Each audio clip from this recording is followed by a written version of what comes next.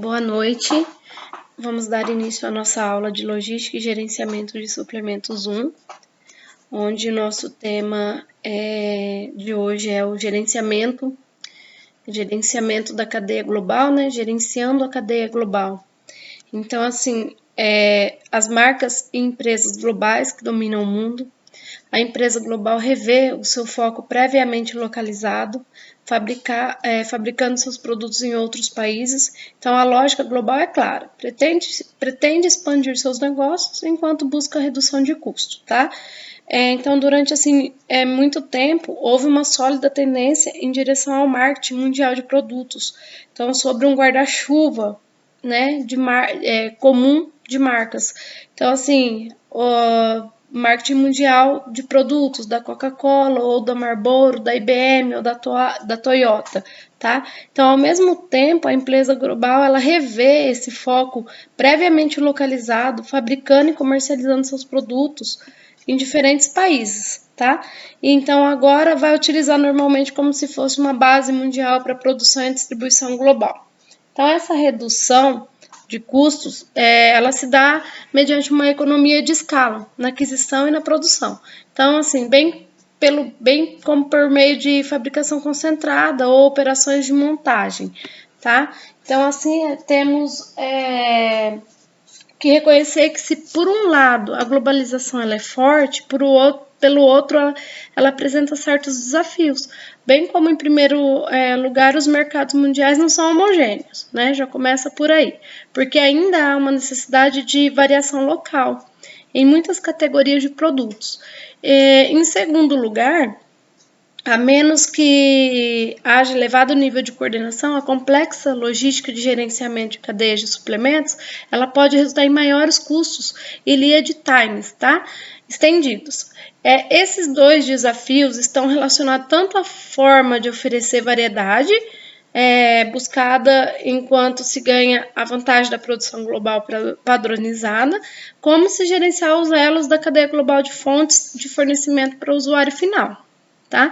Então, a tendência para a organização global da fabricação e do marketing é destacar a importância da logística e da gestão da cadeia de suplementos como as chaves para a lucratividade. Tá? Então, não há dúvidas de que a globalização da atividade industrial tornou-se uma questão importante nos negócios. Né? Então, no início, é importante que se defina a empresa global e se reconheça caráter diferencial de uma empresa internacional ou multinacional. Então, uma empresa global é aquela que faz mais que simplesmente exportar. A empresa normalmente ela trará seus materiais e componentes provenientes de mais de um país. Então, da mesma forma, muitas vezes ela terá localizações múltiplas de montagem ou fabricação geograficamente dispersas, tá? Então, um exemplo clássico a gente tem a Nike, né? Um exemplo da marca da Nike. Ela é uma empresa de sportwear norte-americana. Então, essa empresa ela terceiriza praticamente toda a sua produção de calçado, somente retendo a fabricação interna nos Estados Unidos de alguns componentes-chave da tecnologia patenteada, Arc System, né? O tênis da Nike de basquete, ele é projetado nos Estados Unidos, mas é fabricado na Coreia do Sul e Indonésia, com mais de 70 componentes fornecidos por empresas do Japão, Coreia do Sul, Taiwan, Indonésia, Estados Unidos. Então, os produtos acabaram sendo vendidos em todo o mundo, tá?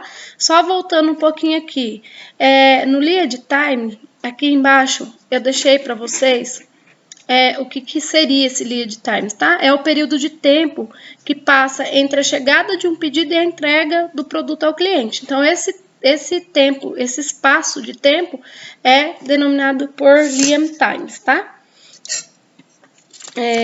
No caso, é o período de tempo ali que passa entre a chegada de um pedido e a entrega do produto ao cliente. Quanto menor o lead time, melhor. Tá? Quanto menor o tempo, esse tempo, melhor. Aí aqui a gente fala da tendência para a globalização na cadeia de suplementos. Aí, nos últimos 50 anos aí para trás, os últimos 50 anos, esse crescimento no comércio mundial superou o crescimento do produto interno bruto global, tá? Em parte, tal tendência, ela é impulsionada pela expansão da demanda em novos mercados. Então, mas a liberalização do comércio internacional por meio de concessões da Organização Mundial do Comércio, né, a OMC, também teve efeitos significativos, tá? Então, assim, já houve momentos em que as empresas estabeleciam indústrias em países do exterior para fabricar produtos que atendiam à demanda local.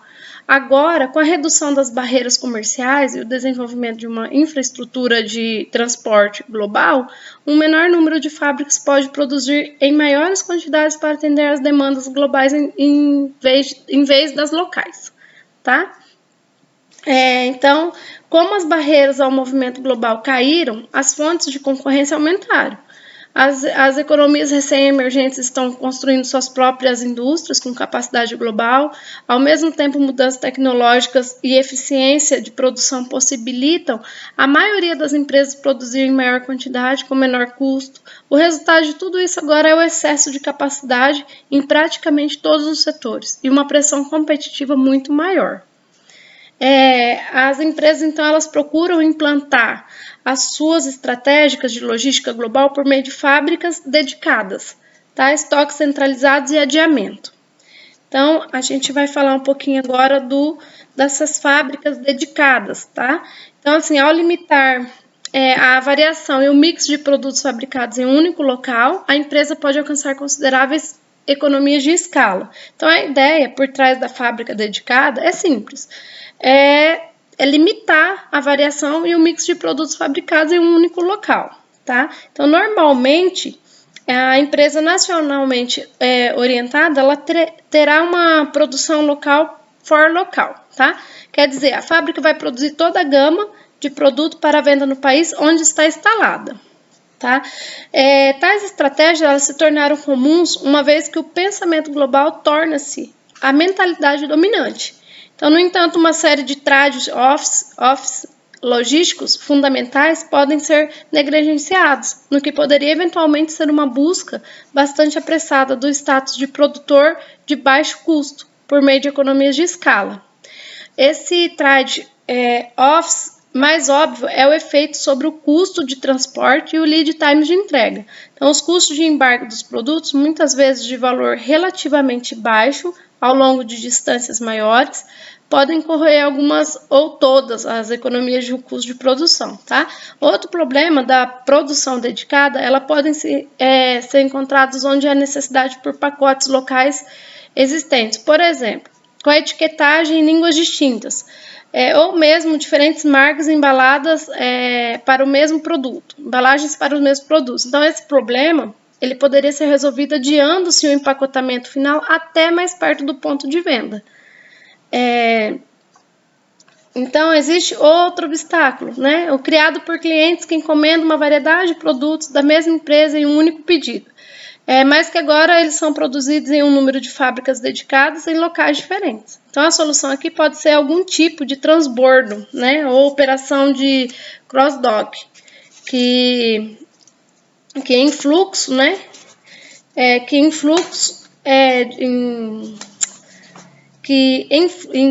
Esse cross-dock é em que fluxos de mercadorias provenientes de diversas localidades e origens são fundidos para entrega posterior ao cliente, tá? Então, um exemplo seria assim, a Sony, por exemplo, ela costumava fabricar suas câmeras digitais e filmadoras na China, atraída pelo quê? Pelos baixos custos de mão de obra. Então, no entanto, elas reconhecem que se o ciclo de vida era tão curto para esse produto, seria melhor trazer a montagem de volta ao Japão, de onde vieram o design do produto e a maioria dos componentes. Então, ficou assim, ia para a China por causa da mão de obra, mas o custo ali, o ciclo de vida do produto era curto, então isso era o que? Inviável, tá?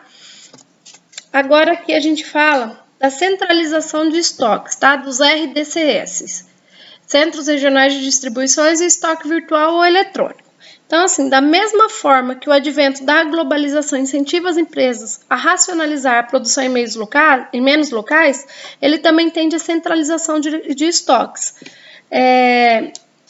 Então, assim, as organizações, elas fecham os armazéns nacionais e os agrupam em centros regionais de distribuição, que atendem a uma área geográfica muito maior, utilizando o fator estatístico bem conhecido, de que a consolidação do estoque em menos locais pode reduzir substancialmente as necessidades do estoque local.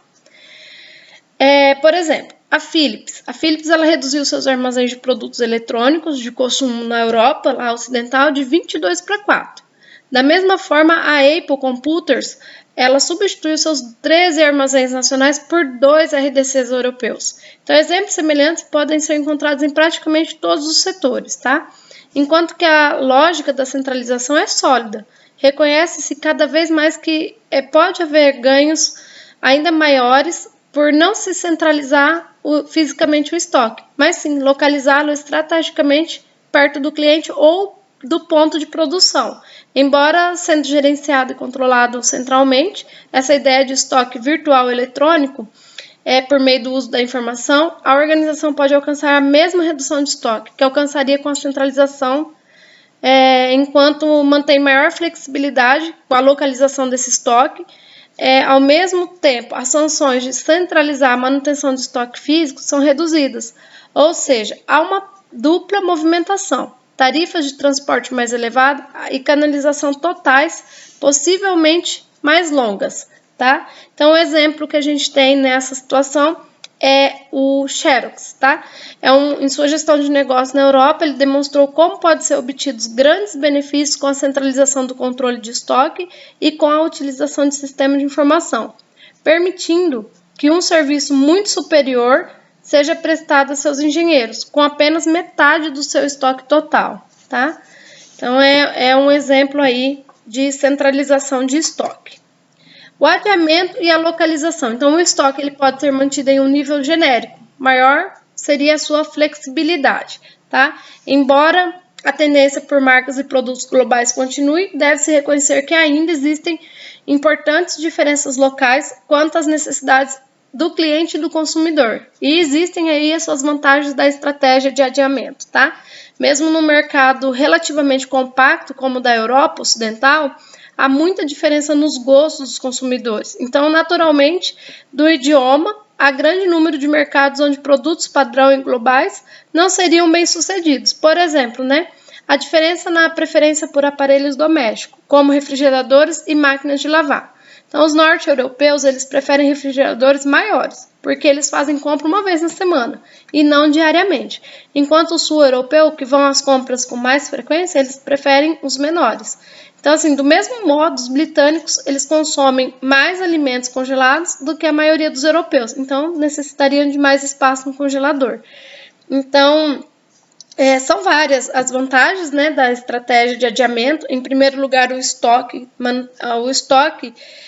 pode ser mantido em um nível genérico, de modo que haja menos variantes de manutenção de estoque e, portanto, menos estoque no total. Então, em segundo lugar, se o estoque é genérico, a sua flexibilidade é maior, o que significa que os mesmos componentes, módulos ou plataformas podem ser incorporados em uma variedade de produtos finais. E, em terceiro lugar, a previsão é mais fácil no nível genérico do que no nível de item acabado. Então, esse último ponto ele é particularmente relevante em mercados globais, onde as previsões locais serão menores, precisas, do que a previsão do volume mundial. Aqui a gente fala sobre ganhando a visibilidade na cadeia global. Então, assim, uma das características da cadeia global é que ela, muitas vezes, há um nível mais elevado de incerteza sobre o status de embarque enquanto ele está em trânsito, e essa incerteza ela é agravada pelas várias etapas de uma cadeia típica global, pois um produto flui da fábrica para o porto, do porto para o país de destino e por meio de despacho aduaneiro e assim por diante, até que finalmente alcança o ponto onde ele é necessário, onde foi pedido. Então, não é surpresa que há um elevado grau de variação nessas canalizações estendidas, tá? Aí, a gente tem os agentes inteligentes, que seriam os softwares de gestão de eventos da cadeia de suplementos, que permite que as organizações, ganhem visibilidade a montante e a junçante. de suas próprias operações e assuma uma abordagem ativa, em vez de passiva, para os riscos em relação a cadeias de suplementos, tá? Então, assim, esse software de gestão de eventos, eles estão se tornando disponíveis por meio de um número de provedores. Então, os princípios subjacentes à gestão de eventos são de que agentes inteligentes são criados no software e instruídos a reagir mediante regras de decisões pré-determinadas. Por exemplo, limite inferior e superior para níveis de estoque em diferentes estágios de uma cadeia de suplementos, né? Tais agentes, eles monitoram o estágio crítico em um processo e emitem alertas quando ocorre desvio no desempenho exigido. Então, a gestão de eventos da cadeia de suplementos permite que essas organizações ganhem visibilidade. A montante ajustante de suas próprias operações assumam a abordagem ativa, em vez de passiva. Então, para os riscos em relação à cadeia de suplemento, os agentes também podem ser instruídos a tomar medidas corretivas quando necessário e podem identificar tendências e anomalias, informar os gestores da cadeia de suplementos, situações emergentes, né, que exigem mais atenções preventivas, certo? Aqui a gente vai falar do SCM. Então, é um termo dado ao processo do monitoramento da sequência planejada das atividades de uma cadeia de suplementos e a comunicação posterior de qualquer divergência desse plano, tá? Então, ele é uma ferramenta emergente que poderia melhorar muito a visibilidade nas complexas cadeias globais de suplemento, é a gestão de eventos na cadeia de suplementos, termo dado ao processo do monitoramento da sequência planejada das atividades de uma cadeia de suplementos e a comunicação posterior de qualquer divergência desse plano, tá? Então, o SCM também permitiria uma resposta proativa, possivelmente automática às divergências do plano.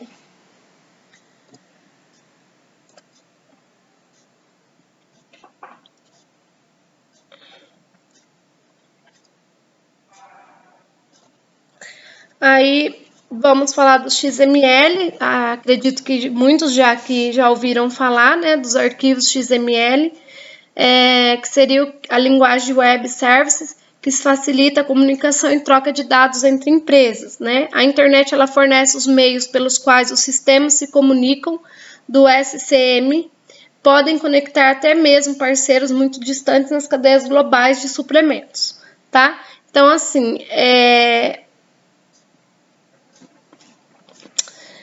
o uso da comunicação do tipo XML em toda a rede significa que até as organizações com diferentes sistemas de informação podem ser conectadas ao mesmo tempo.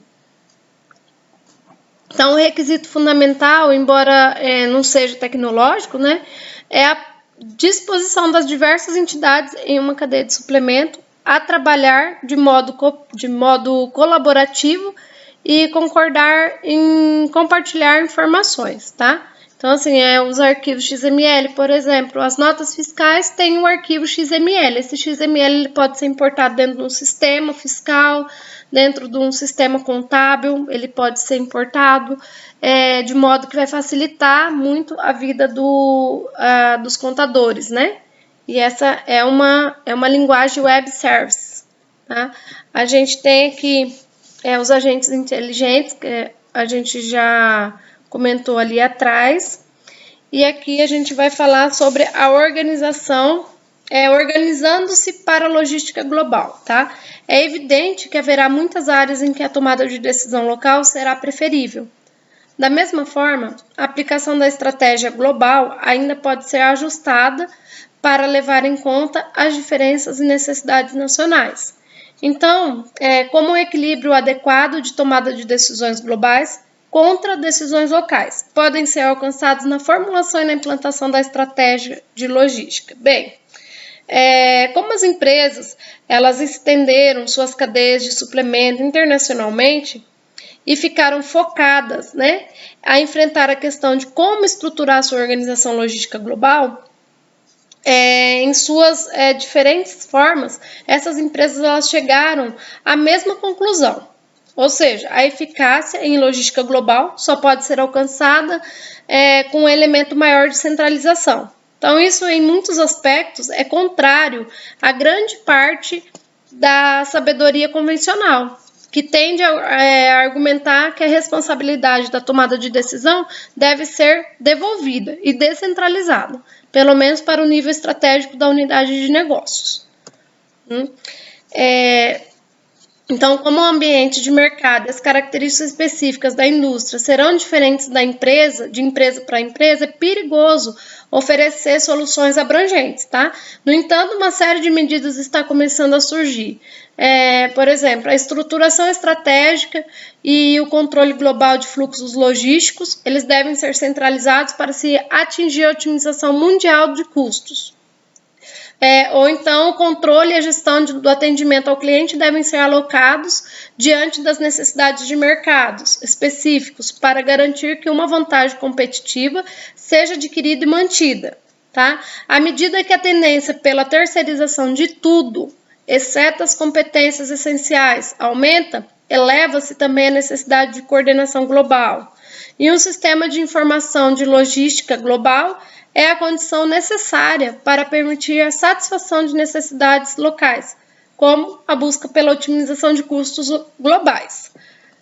A estrutura e controle. Então, assim, se os potenciais trade-offs na racionalização de recursos naturais, produção e distribuição por fronteiras nacionais precisam ser alcançados, então é essencial que uma central de tomada de decisões logísticas seja estabelecida. Então, por exemplo, as decisões de localização são determinante fundamental de rentabilidade na área logística internacional. A decisão de onde fabricar, montar, armazenar, transferir e consolidar pode fazer a diferença entre lucro e prejuízo, tá? Então, assim, muitas empresas que atuam em uma base internacional, elas descobrem que estão limitadas em sua busca por otimização global em virtude de sistema e estrutura locais muito fortemente enraizados. Então, somente com o planejamento e a coordenação da logística, a organização pode ter esperanças de atingir os duplos objetivos que seria de redução de custo e maximização de serviços, tá? Na gestão de atendimento ao cliente, envolve o monitoramento de necessidade de serviço, bem como o desempenho, e se estende à gestão de todo o processo de atendimento de pedido, desde a encomenda até a entrega. Então, enquanto os sistemas de atendimento de pedidos são gerenciados de forma cada vez mais global e central, existe sempre a necessidade de forte gestão local de atendimento ao cliente.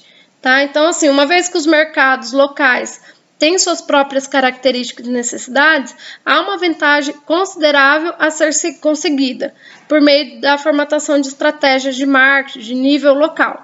Então, embora no âmbito geral de diretrizes globais, se os potenciais trade-offs na racionalização de recursos naturais, produção e distribuição por fronteiras nacionais, eles precisam ser alcançados, é essencial que uma estrutura central de tomada de decisão logística seja estabelecida. A terceirização e parcerias, né? A lógica da tendência da terceirização é a de organização focar cada vez mais as atividades cadeia de valor, na qual tem uma vantagem distintiva. Então, assim, as competências essenciais da empresa, tá? E tudo o mais que será terceirizado. Então, esse movimento é particularmente evidente na área da logística, em que as provisões de transporte, armazenagem e controle de estoque estão cada vez mais subcontratadas de especialistas ou parceiros de logísticas. Nesse caso, voltando aqui, a gestão dessa rede de parceiros fornecedores, ela exige uma mistura de envolvimento central e local. Então, o argumento é mais uma vez que as decisões estratégicas, elas precisam ser tomadas no nível central, com acompanhamento e controle do desempenho do fornecedor e contato diário com parceiros, tá? De logística mais bem gerenciados no âmbito local.